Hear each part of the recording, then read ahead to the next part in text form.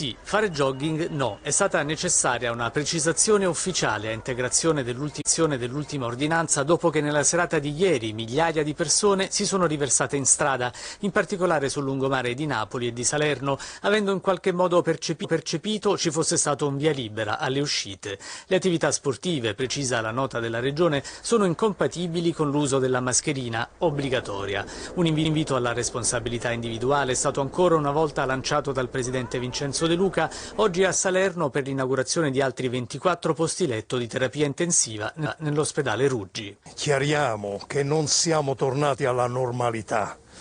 Era semplicemente un modo per dare respiro alle famiglie dopo 2 mesi di chiusura.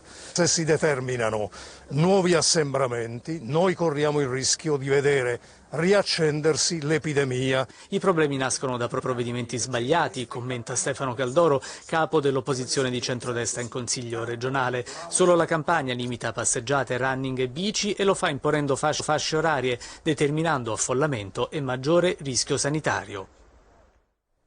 E per quanto attiene alle